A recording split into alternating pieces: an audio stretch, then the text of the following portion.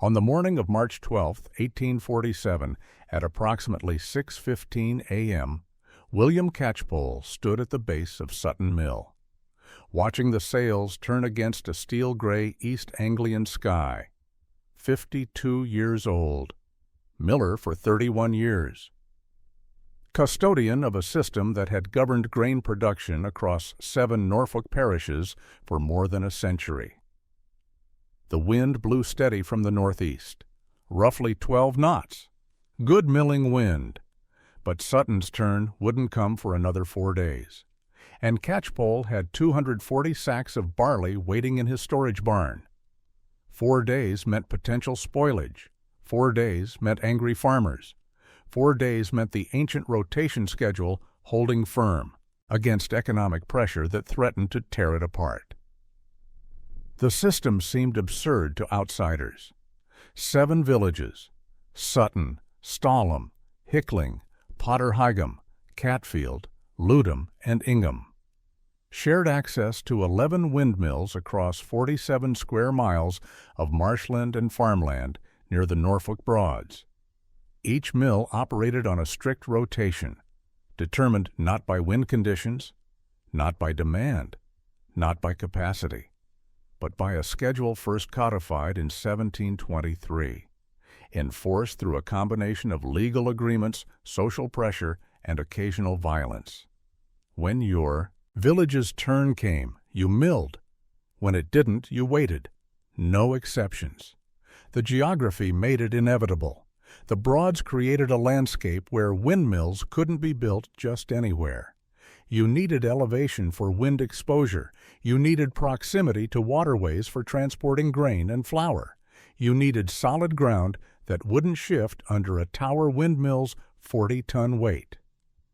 The result was that mill sites were rare, valuable, scattered across the region in locations that served multiple communities simultaneously.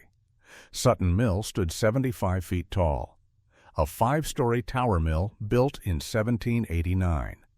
9 floors, 4 double-shuttered patent sails spanning 72 feet, 2 pairs of French burr stones capable of grinding 12 bushels of wheat per hour in optimal conditions. The tower was brick, 32 feet in diameter at the base, tapering to 18 feet at the cap. The machinery inside represented centuries of incremental engineering. Wooden gear wheels cut from elm and apple wood, an iron wind shaft weighing 2 tons, a fantail mechanism that automatically rotated the cap to face the wind, and a governor system that regulated stone speed through centrifugal weights. But in 1847, Sutton Mill didn't belong to Sutton alone. The rotation system had emerged from a dispute in 1719 between the parishes of Stalham and Hickling over a newly constructed mill that sat precisely on the boundary between their lands. Both communities claimed exclusive rights. Both sent their grain.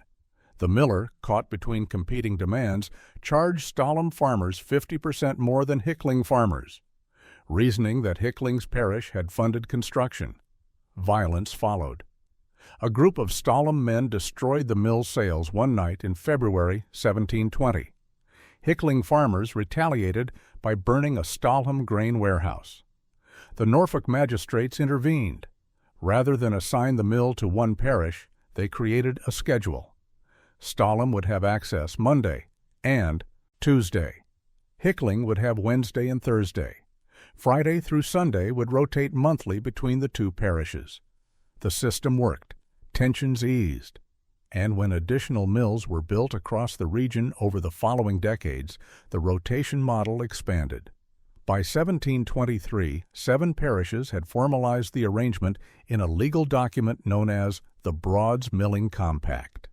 The compact listed 11 mills by name, assigned specific days to specific parishes, and established penalties for violations. A parish that used a mill outside its scheduled time would pay a fine of £5 to the aggrieved parish, roughly equivalent to 200 days of labor for a farmhand. The compact also addressed maintenance costs. requiring each parish to contribute to repairs in proportion to its usage time. The system created strange efficiencies. Because mill time was limited, parishes became ruthless about maximizing output during their allocated days. Farmers would queue their grain carts starting at midnight before their parish's turn began. Millers worked 16-hour shifts, grinding continuously as long as wind held. Villages developed communal grain storage facilities near the mills to minimize transport time. The competition for efficiency drove technical improvements. Mills installed larger sails, better gearing, more efficient stones. But the system also created perverse incentives. If the wind died during your parish's turn, you lost that time forever. If your mill day coincided with a storm that made milling impossible, too bad. The schedule didn't adjust for weather. This meant parishes gambled on wind patterns when negotiating rotation terms. Stalham, for instance, had successfully lobbied for Wednesday and Thursday slots across multiple mills, because historical records showed those days had the most consistent easterly winds during harvest season. William Catchpole understood the system's rigidity better than most. He had worked at Sutton Mill since age 21. Time equals 400 milliseconds / first as a stone dresser, then as a miller's assistant, finally as head miller when Robert Hammond died in 1832. Catchpole had seen the compact enforced with absolute severity. In 1839, when a drought delayed the harvest and Ludham farmers demanded extra mill time, their request was denied.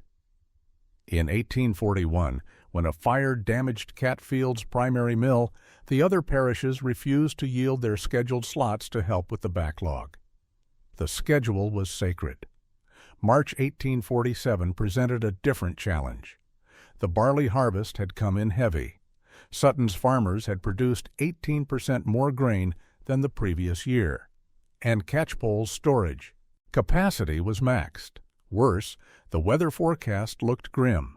Heavy rain was expected by week's end, and wet grain couldn't be milled effectively.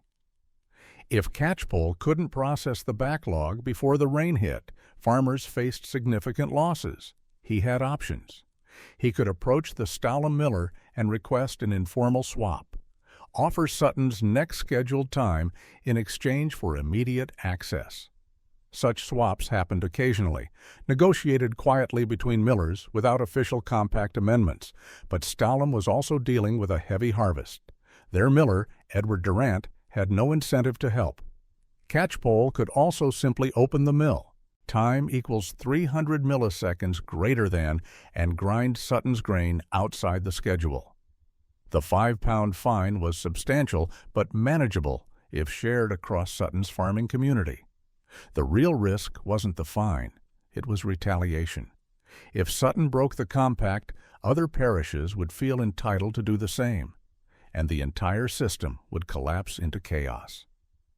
The third option was to wait and accept the losses.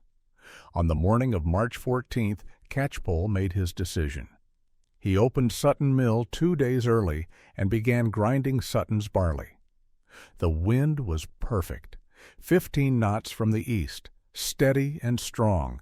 The sails turned smoothly, the stones spun at optimal speed, and grain flowed through the mill at peak efficiency.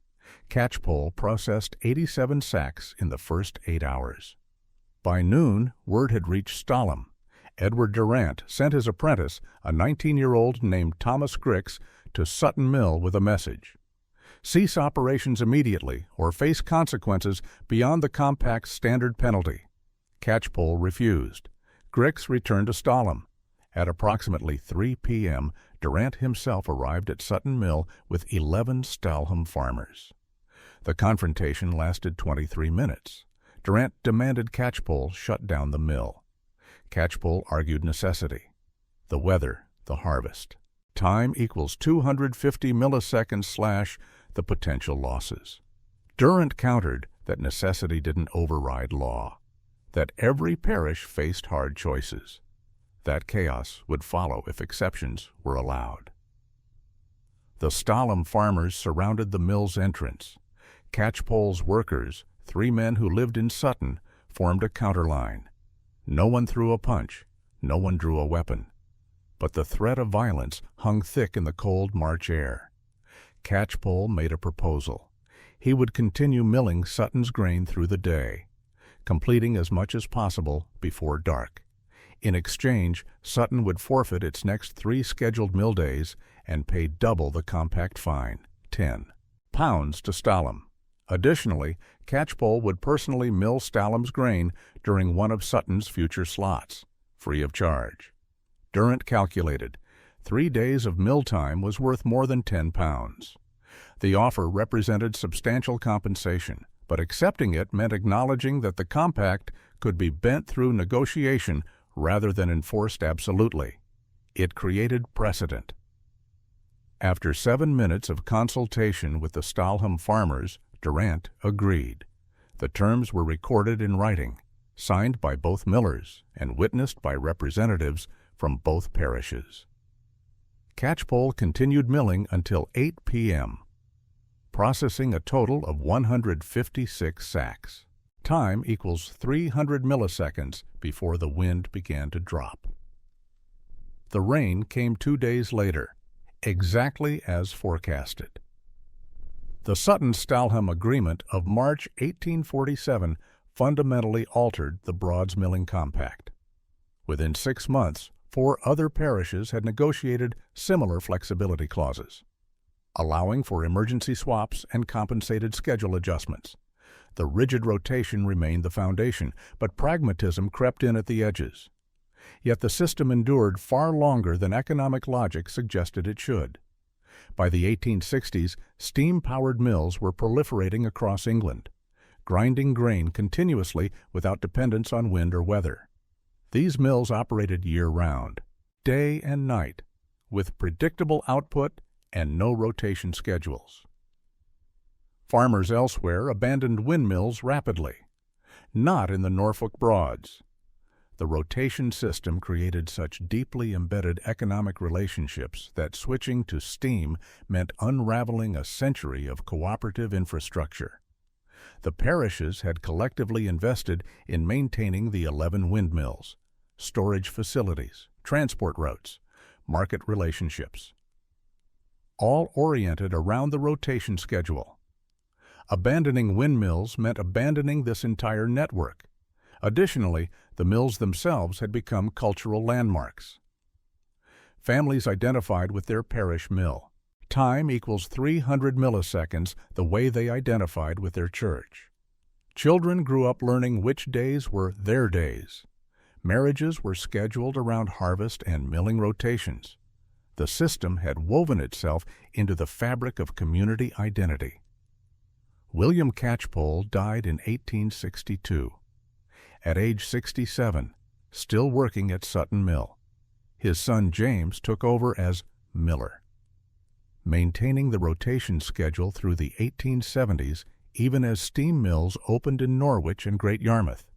The compact officially dissolved in 1891, when railway expansion made it economically viable to ship grain to distant mills, breaking the geographic necessity that had created the system.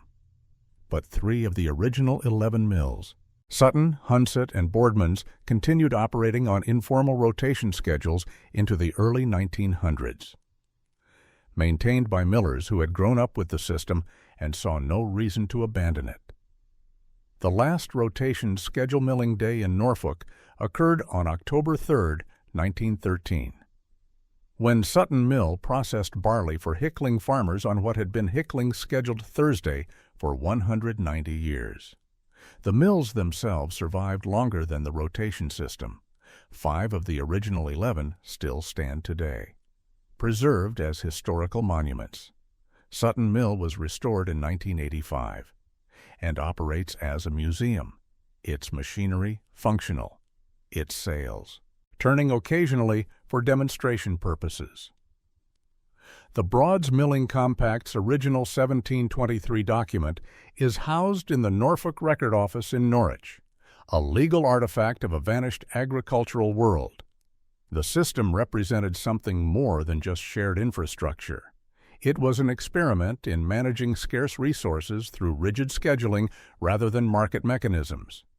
In theory, the most efficient allocation would have been competitive, mills charging variable rates based on demand, farmers choosing mills based on price and availability, market forces determining usage patterns. Instead, the Norfolk parishes chose certainty over efficiency. They prioritized predictability, community cooperation, and conflict avoidance over maximum output. The rotation schedule was slower, more cumbersome, and less responsive to changing conditions than a free market would have been. But it was also more stable, more equitable, and more sustainable over nearly 2 centuries. Modern economists sometimes cite the Broad's Milling Compact as an early example of common pool resource management, a system where communities govern shared resources through mutual agreement rather than privatization or centralized control. The rotation schedule prevented overuse, distributed access fairly, and maintained infrastructure through collective responsibility. The system worked because all parties understood they would need continued access, and therefore had incentive to preserve the arrangement. The compact's legacy lingers in Norfolk's agricultural practices. Even today, some farming cooperatives in the region operate on scheduled access systems for shared equipment, harvesters, balers, irrigation pumps.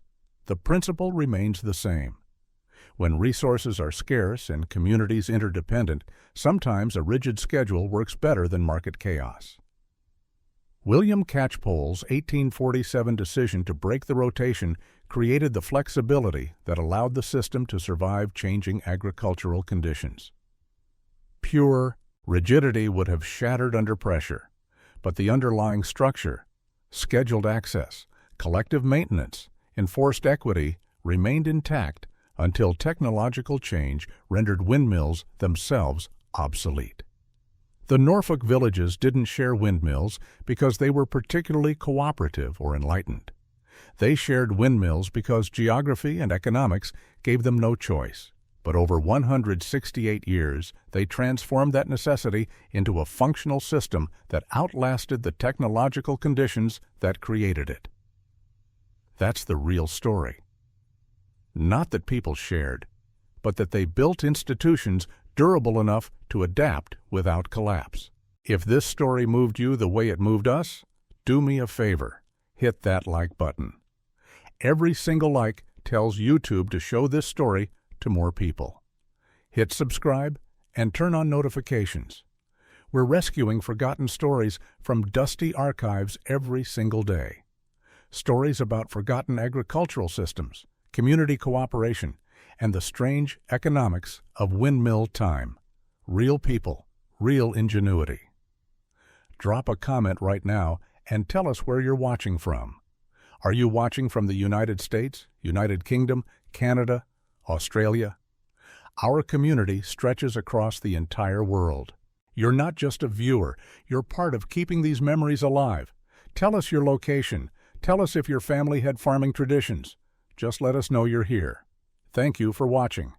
And thank you for making sure William Catchpole and the Norfolk Millers don't disappear into silence. These communities deserve to be remembered, and you're helping make that happen.